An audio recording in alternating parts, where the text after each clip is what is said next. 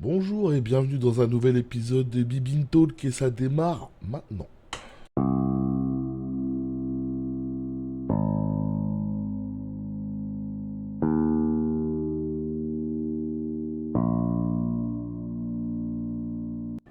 C'est la rentrée, nouveau décor, nouvelle disposition, le matériel est aussi un petit peu upgradé et on en parle tout de suite.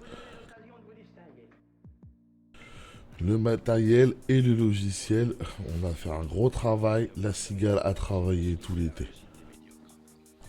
Adieu Windows déjà pour commencer, on est passé sur une distribution full Linux qu'on a rendu accessible de l'extérieur carrément.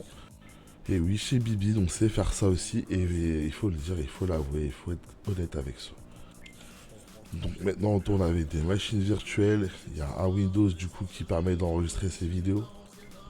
Tout ce qui va se passer pour la musique va se passer sur une machine virtuelle de Mac à partir de maintenant. Et des projets de recherche sont en cours aussi sur l'intelligence artificielle. Voilà, ça c'est pour vous parler véritablement de Bibin. C'est le qui sommes-nous aujourd'hui. Voilà. Alors Bibin Record, ça a été Bibin Sport au tout début, puis après Bibin Media et aujourd'hui Bibin Record. C'est né en 2019, si je dis pas de bêtises, avec la Cannes qui a eu lieu aux Honnêtes et aux Épinettes à Évry. L'idée était au départ de suivre la Cannes avec un média local et porté par un jeune du quartier. Et le jeune du quartier, c'était moi. Les premiers résultats ont été vraiment très encourageants avec Bibin Media, avec Bibin Sport. Ok, très précisément, on le sait aujourd'hui.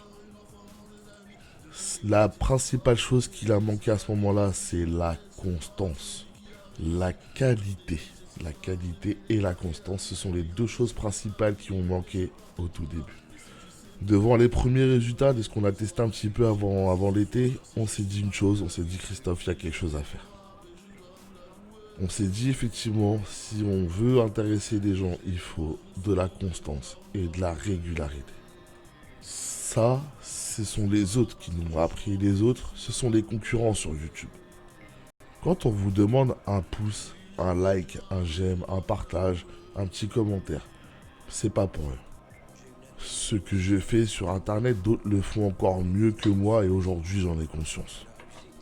Mon histoire est peut-être 10 000 fois plus intéressante, mais eux ils le font mieux que moi. Et eux principalement, ils y mettent deux éléments que moi j'ai vraiment oublié très longtemps dans beaucoup de choses que j'ai fait. Ils y mettent de la constance et de la régularité, ce qui tout de suite augmente la qualité. Je peux pas prétendre vendre des vidéos sur YouTube si j'y mets pas un minimum de qualité. Et aujourd'hui, ce sont des gens qui sont présents sur YouTube qui m'ont fait comprendre ça. Des gens avec qui je peux échanger, partager, c'est eux qui m'ont fait comprendre ça. Des gens qui sont parfois à moins de 10 vues, 15 vues et qui font ça comme s'ils étaient à 100 000. Et c'est l'une des leçons que j'aurais tirées aussi pour ma musique. D'y mettre de la constance, de la régularité et surtout de chercher un minimum de qualité. Donc voici les principaux changements pour la rentrée.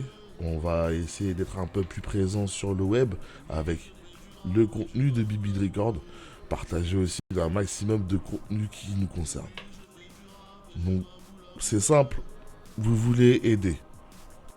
Vous vous dites, mon poteau, là il commence à prendre une voix que j'aime bien, comment je peux aider?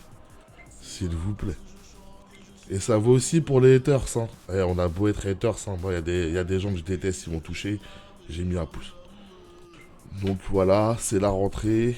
Le nouveau podcast est disponible depuis hier, effectivement, sur le Bac plus 5. Je vous rappelle la Reconquista, effectivement, toujours disponible sur Bibi Record. La chaîne a été un petit peu rangée, donc le contenu est un peu plus facile à trouver. C'était Bibi Record. La musique, les podcasts, c'est sur Bibi Record. Et bientôt sur Spotify, c'est promis. Pas du tout. C'était Tunnel. Et dites-vous bien que dans la vie, ne pas reconnaître son talent, c'est faciliter la réussite des médiocres. Aux hommes de l'art.